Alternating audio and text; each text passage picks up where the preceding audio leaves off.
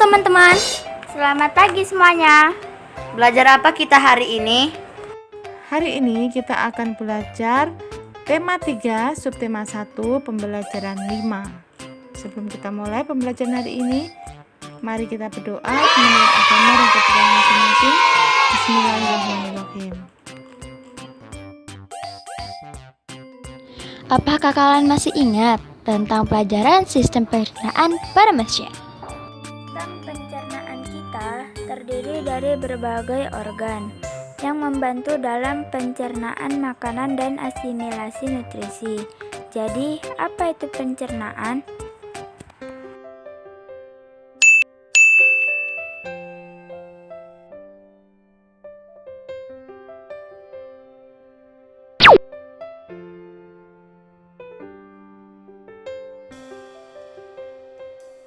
Banyak orang berpikir bahwa penyakit mah hanya bisa diderita oleh orang dewasa. Ternyata anak-anak pun bisa terkena mah. Apa penyebabnya? Pada anak-anak yang mudah memproduksi gas pada lambungnya, memiliki pantangan makanan. Misalnya, tidak boleh makan pedas dan asam. Mereka harus banyak makan sayur dan buah, serta tidak boleh terlalu banyak makan mie instan. Fungsi alat pencernaan kita adalah untuk memproses pemecahan makanan menjadi sari-sari makanan sehingga dapat digunakan oleh tubuh.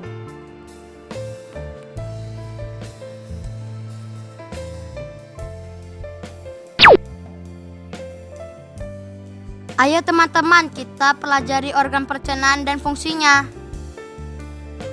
Untuk lebih jelasnya, mari kita pelajari organ pencernaan pada manusia. Sebelum kita belajar lebih lanjut, coba perhatikan diagram di samping yang kalian sudah tahu pastinya ya. Dari mulut, kerongkongan, lambung, usus halus, usus besar, kemudian anus.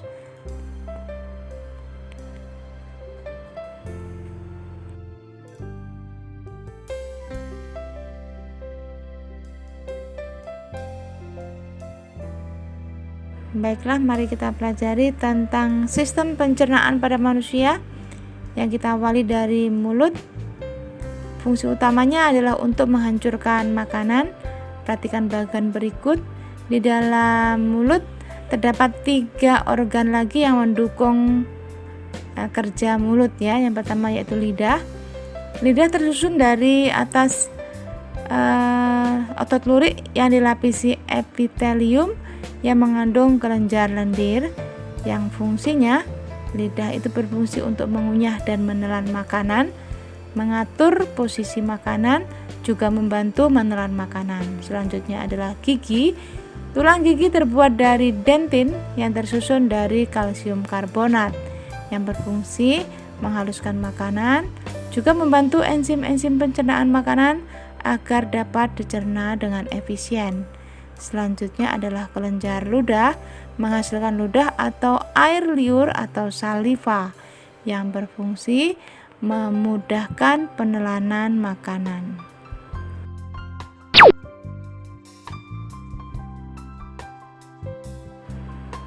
Dan yang kedua, kita akan bahas kerongkongan atau esofagus. Kerongkongan ini berfungsi sebagai saluran untuk memindahkan makanan dari mulut ke lambung. Di dalam kerongkongan sendiri terdapat saluran untuk memindahkan makanan dari mulut ke lambung, juga melakukan peristaltik atau gerakan meremas-remas. Di kerongkongan juga bagian pangkal kerongkongan disebut faring berotot lurik.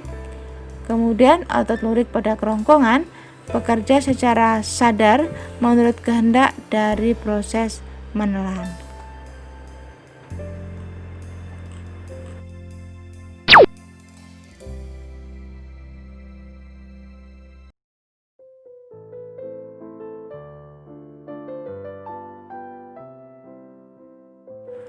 Yang ketiga adalah lambung. Fungsinya sebagai penghasil pepsinogen. Pepsinogen adalah bentuk yang belum aktif dari pepsin. Enzim pepsin berfungsi dalam mengubah molekul protein menjadi potongan-potongan pepton. Di dalam dinding pada lambung menghasilkan asam klorida atau HCl yang berfungsi membunuh mikroorganisme dalam makanan, menciptakan suasana asam pada lambung, juga mengaktifkan pepsinogen menjadi pepsin. Ada juga permukaan pada lambung mengeluarkan lendir yang berfungsi untuk melindungi dinding lambung dari pepsin. Pada bayi, lambung menghasilkan dua enzim yang disebut renin dan kasein. Renin sendiri berfungsi menggumpalkan protein susu, sedangkan kasein atas bantuan kalsium dan lipase guna memecahkan lemak dalam susu.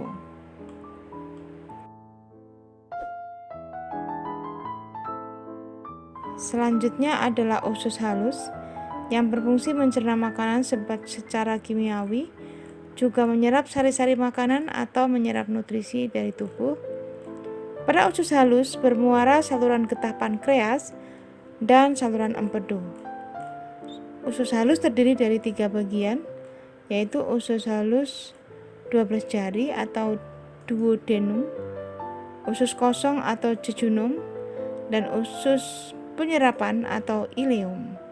Pada getah pankreas mengandung 3 enzim yang berfungsi 1. Enzim amilase merubah zat tepung menjadi gula. Yang kedua, enzim tripsin mengubah protein atau pepton menjadi asam amino. Yang ketiga, enzim lipase mengubah lemak menjadi asam lemak dan gliserol.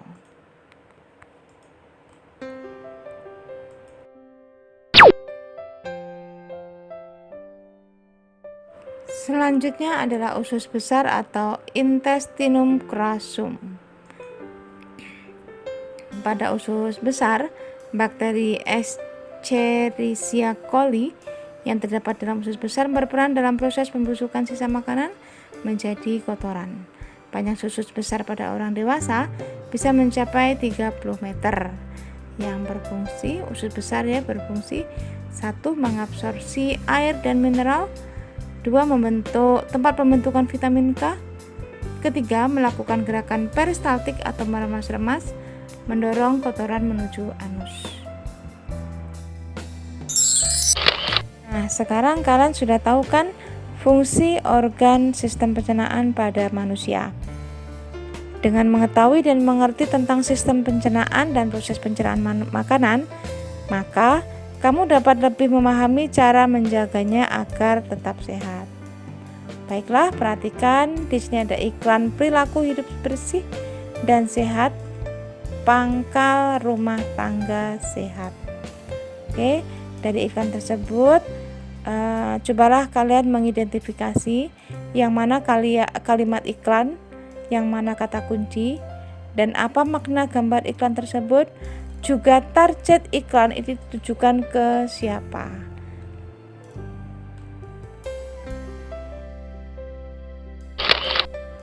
Kalian pasti sudah tahu fungsi iklan media cetak yang disajikan seperti di samping, juga ciri-cirinya ya.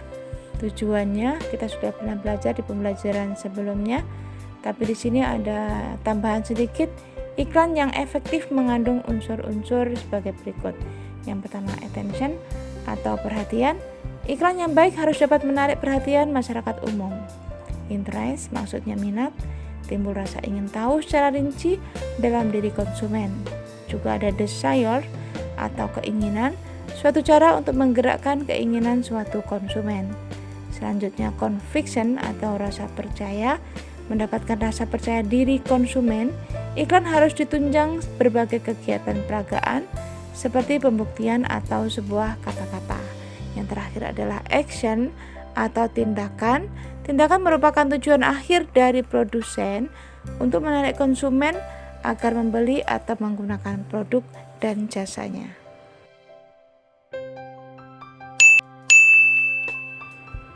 Tentang iklan hidup sehat tadi kalian sudah paham ya. Kemudian di sini ada lagu Mars Hidup Sehat. Pastikan masih ingat. Mars Hidup Sehat ini bernada mayor. Bagi yang sudah bisa menyanyikan lagu ini boleh menyanyikannya. dengan cara mengiringi dengan iringan musik ritmis. Kalau yang sudah bisa menyanyi silakan mencoba dengan iringan musik ritmis. Apa itu alat musik ritmis? Kita pernah belajar alat musik ritmis ini di kelas 3 ya. Alat musik ritmis merupakan alat musik yang hanya dapat mengeluarkan beberapa nada unik untuk mengiringi alat musik lain dalam lagu. Alat musik ritmis tidak bisa membuat sebuah irama pada lagu. Alat musik ritmis ini hanya digunakan untuk mengatur tempo lagu. Dan gambar di samping itu adalah alat musik ritmis, contoh alat musik ritmis. Di sekitar kita juga bisa digunakan sebagai alat musik ritmis. Misalnya kalian bisa menggunakan pensil, batu kerikil, botol, plastik, atau alat musik yang lain yang bisa dipukul ya.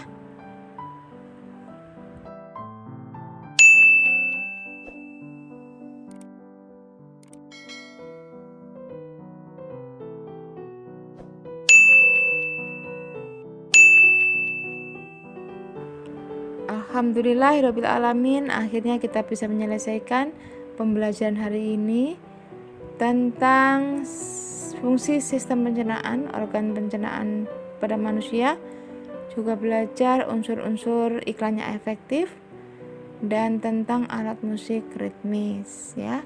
Semoga kalian paham dengan pembelajaran hari ini. Semoga bermanfaat. Mohon maaf jika salah-salah kata. Wassalamualaikum warahmatullahi wabarakatuh. Sampai jumpa di pembelajaran 6.